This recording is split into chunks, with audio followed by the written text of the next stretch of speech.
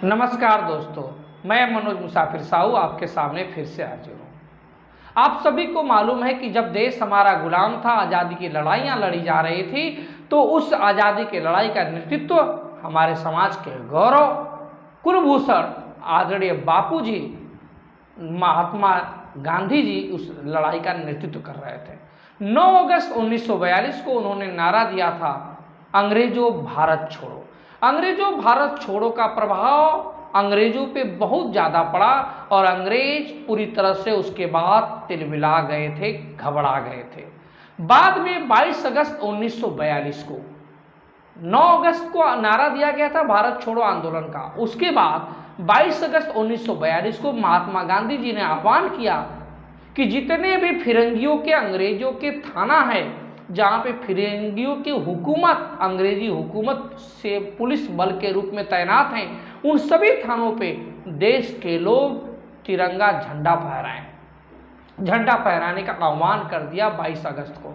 जब 22 अगस्त को उन्होंने झंडा फहराने का आह्वान कर दिया तो पूरा देश महात्मा गांधी की बातों को सुनकर उनके आह्वान पे सभी थानों पे, पूरे देश में सभी थानों पे झंडा फहराए जाने का कार्यक्रम चलने लगा। पूरे देश में लोग टोली बना के, जुलूस बना के थानों पे जाते थे। उसी प्रकार से बिहार में भी एक थाना है पारू थाना, उस पारू थाना में भी जाफरपुर गांव के, फुलाड़ गांव के रहने वाले छकौड़ी लाल साहू भी पारू थाना पे झंडा फहराने के लिए अपने गांव के लोगों के साथ चल दिए। बिहार के पारू थाना पे झंडा फहराने का कार्यक्रम हुआ था, जिसका नेतृत्व छकौड़ी लाल साहू अपने गांव के अन्य लोगों के साथ कर रहे थे। बाद में जब पारू थाने की तरफ वो आगे बढ़ते हैं तो अंग्रेजी हुकूमत के जो पुलिस के जवान थे, उन्होंने छकौड़ी लाल साहू से कहा कि पारू थाने पे तुम लोगों को झंडा नहीं फहराना है, यहीं से वापस लौट जाओ। छकौड़ी लाल साहू तो आज़ादी के मतवाले थे, एक ऐसे क्रांतिकारी थे जिनके अंदर बस तड़प थी इस देश को आज़ाद कराने की, जिनको बस एक ही तरफ थी अंग्रेजों को इनको अपने देश की मिट्टी से भगा देने की। और वो कहाँ रुकने वाले थे, अंग्रेजों की बात उन्होंने माना नहीं और उन्होंने कहा, हमारे महात्मा गांधी जी ने कहा है सभी थानों पे झंडा फहराने का, तो उनके आह्वान पे हम लोग आए हैं और हम थाने पे झंडा फहरा के ही वापस लौटेंगे। अंग्रेजी हुकूमत को यह बात बर्दाश्त नहीं हुई और अंग्रेजी हुकूमत ने छकौड़ी लाल साहू के सीने पे गोली मार दिया। जब छकौड़ी लाल साहू के सीने पे गोली मार दिया तो उसी समय वो गिर पड़े और गिरने के बाद फिर से वो हमारा क्रांतिकारी जवान छकौड़ी लाल साहू उठ खड़ा हुआ और झंडा को हाथ में लेकर आगे बढ़ने लगा। जब झंडा को देखा अंग्रेजों ने कि ये मान ही नहीं रहा है, गोली लगने के बाद भी ये चल रहा है, ये ऐसा इसके अंदर जुनून है देश की आज़ादी का। और इस छकौड़ी लाल साहू तेली कुल में जन्मा, तेली का खून उसके पूरे शरीर में जो दौड़ रहा है, वो पूरी तरह से आज़ादी का मतवाला झंडा लेकर आगे बढ़ता जा रहा था। लेकिन अंग्रेजी हुकूमत ने, अंग्रेजी के जवानों ने, फिरंगियों ने छकौड़ी लाल साहू को पकड़कर बगल में एक तालाब, एक पोखर था, उसी पोखरे और तालाब में छकौड़ी लाल साहू को पीटना मारना शुरू कर दिया। जब मारना, गोली लगने के बाद मारना पीटना शुरू कर दिया तो पूरा पोखरा तालाब का जो पानी था वो पूरी तरह से लाल लाल हो गया। छकौड़ी लाल के रक्त से पूरा का पूरा तालाब, पोखरा रक्त रंजित हो गया। जब पूरा पोखरा लाल हो गया और अंतोगत्वा छकौड़ी लाल साहू देश को आज़ाद कराने के लिए शहीद हो जाते हैं।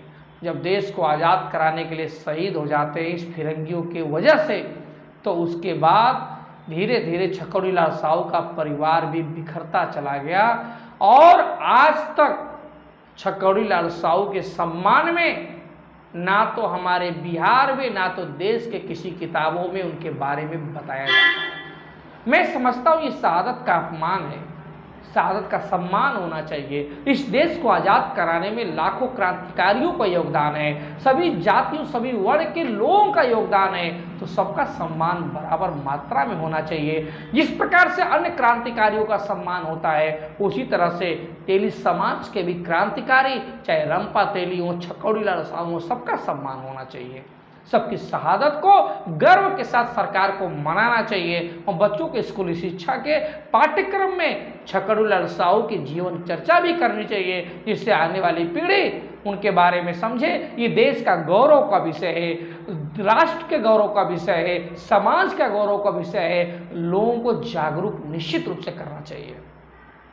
आज भी छकड़ूलाल साहू का परिवार मंगहरिया में रहता है। मैं चाहता ये हूँ कि पारू थाने और बिहार के अंतर्गत पूरी तरह से छकड़ूलाल साहू के नाम पे, उनके जनपद में, उनके प्रदेश में और देश में स्मारक बने, शहीद स्मारक बना चाहिए।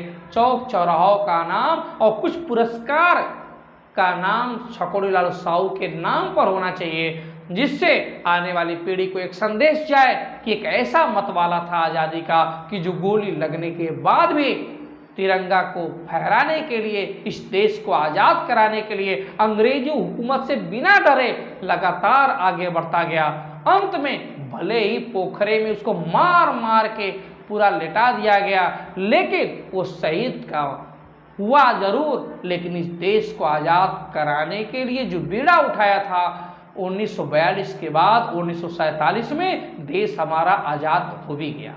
मैं इस वीडियो इसलिए बनाता हूं दोस्तों कि अभी 22 अगस्त बीता है, लेकिन कहीं पे चर्चा नहीं होती है, ना तो देश में, ना तो प्रदेश में, ना तो उस जिले में, और ना तो समाज के लोगों को मालूम चलता है। तो मैं समाज के एक एक क्रांतिकारियों का नाम इसलिए उनके ऊपर वीडियो बनाता हूं, जिससे कम से कम मेरा समाज भी जाने और समाज की जो नई पीढ़ी है, जो 15 वर्ष से लेकर 35-40 वर्ष की जो अवस्था के लोग हैं, इनको भी जानना चाहिए, पढ़ना चाहिए। मैं बार बार कहता हूँ कि आप किताबों का अध्ययन करिए, इतिहास को पढ़िए, खंगालिए, सिर्फ रटी रटाई विद्या पे विश्वास मत करिए, क्योंकि जिसको जो लिखना था उन्होंने अपने लोगों की, अपने मतलब के लोगों को लिखा। आपके लोगों का लिखना वो भूल गए या जानबूझ के छोड़ दिए, उन्हीं को मैं लिखने और बताने का प्रयास कर रहा हूँ। मैं एक बुद्धिजीवी होने का अपना फर्ज निभा रहा हूँ। मैं छकड़ूलाल साहू के सम्मान में भारत माता की जय, इंकलाब जिंदाबाद का नारा लगाते हुए छकड़ूलाल साहू अमर रहें, अमर रहें, अमर रहें। धन्यवाद।